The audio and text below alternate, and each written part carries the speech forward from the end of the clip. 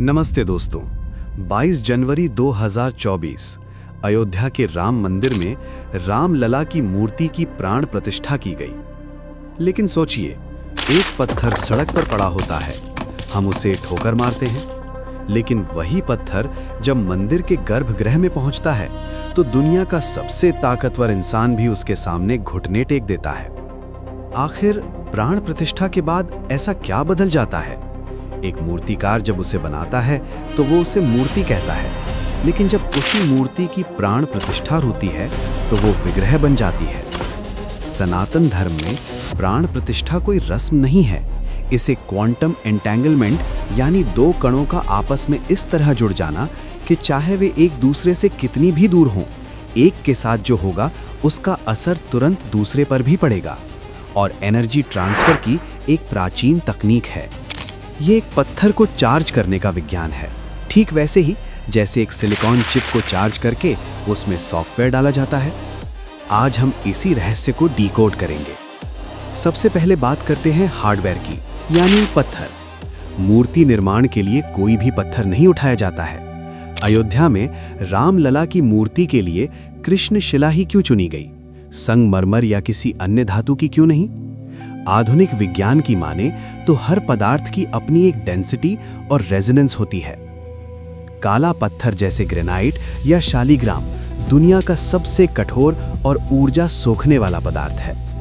आगम शास्त्रों में माना जाता है कि ये पत्थर मंत्रों की ध्वनि को उसी तरह धारण करता है जैसे आधुनिक विज्ञान में हम रेजोनेंस और वेव स्टोरेज की बात करते हैं, और उन्हें हजारों साल तक लीक नहीं होने देता।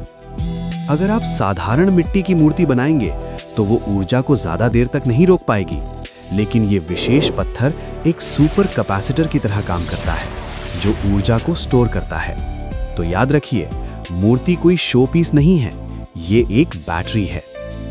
क्या आपको पता है, मूर्ति स्थापित करने से पहले उसके आसन के नीचे जमीन में तांबे या सोने के यंत्र दबाए जाते हैं।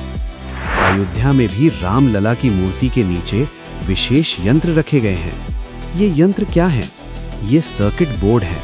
जैसे मोबाइल के अंदर मदरबोर्ड होता है जो करंट को सही दिशा देता है, वैसे ही यंत्र पर बनी ज्यामितीय आकृतियां ब्रह्मांडीय ऊर्जा को एक केंद्र बिंदु पर फोकस करती हैं। बिना यंत्र के मूर्ति सिर्फ एक बॉडी है, यंत्र उसकी आत्मा या वायरिंग है। ये उस पत्थर को धरती की मैग्नेटिक फील्ड से कनेक्ट कर देता है ताकि वो पत्थर जीवंत हो सके। अब आता है सबसे मुख्य चरण, प्राण प्रतिष्ठा। इसे आप सॉफ्टवेयर इंस्टॉलेशन कह सकते हैं। हजारों वेद मंत्रों का उच्चारण एक विशेष फ्रीक्वेंसी पर किया जाता है। ध्वनि ऊर्जा है। जब ये ध्वनि लगातार उस पत्थर से टकराती है तो उस पत्थर का मॉलिक्यूलर स्ट्रक्चर वाइब्रेट करने लगता है। वो पत्थर जाग जाता है। और फिर आती है वो रस्म जिसे देखकर विज्ञान भी हैरान रह जाए, नेत्रोन्मीलन। जब पहली बार मूर्ति की आंखों से पट्टी हटाई जाती है तो पुजारी सीधे मूर्ति की आंखों में नहीं देखते, वो बीच में एक दर्पण रखते हैं। क्यों? क्या भगवान की नजर जानलेवा है? नहीं, इसके पीछे ऑप्टिक्स का सिद्धांत है। माना जाता है कि मंत्रों से चार्ज होने के बाद मूर्ति के अंदर इतनी तीव्र ऊर्जा केंद्रित हो जाती है कि उसकी पहली किरण बहुत शक्तिशाली होती है। अगर कोई इंसान सीधे उसे देखे तो उसका नर्वस सिस्टम शॉक खा सकता है। इसलिए उस पहली लेजर बीम को शीशे पर डाला जाता है, जिससे वो शीशा अक्सर चटक कर टूट जाता है। ये अंधविश्वास नहीं, ऊर्जा का प्रमाण है। लेकिन यहाँ एक बहुत बड़ा ऐतिहासिक सवाल खड़ा होता है। अक्सर लोग पूछते हैं, वेदों में तो मूर्ति पूजा का कहीं जिक्र नहीं है, वहां तो सिर्फ यज्ञ और हवन की बात है, तो फिर हम मूर्ति पूजक कैसे बन गए? ये सवाल सही है। वैदिक काल में ऋषि अग्नि और ध्वनि के माध्यम से निराकार ईश्वर को पूजते थे, लेकिन ज्ञान और यज्ञ सिर्फ कुछ गिने चुने विद्वानों तक सीमित थे। एक आम आदमी, एक किसान या एक मजदूर जिसके पास ना संस्कृत का ज्ञान था ना यज्ञ करने का धन, वो ईश्वर से कैसे जुड़ता? क्या धर्म सिर्फ अमीरों या विद्वानों के लिए था? नहीं।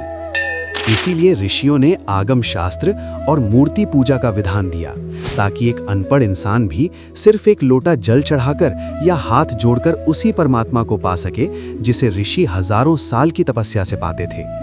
मूर्ति ने ईश्वर को आसमान से उतारकर हमारे घर के मंदिर में बिठा दिया। इसने धर्म को कठिन से सरल और लोकतांत्रिक बना दिया।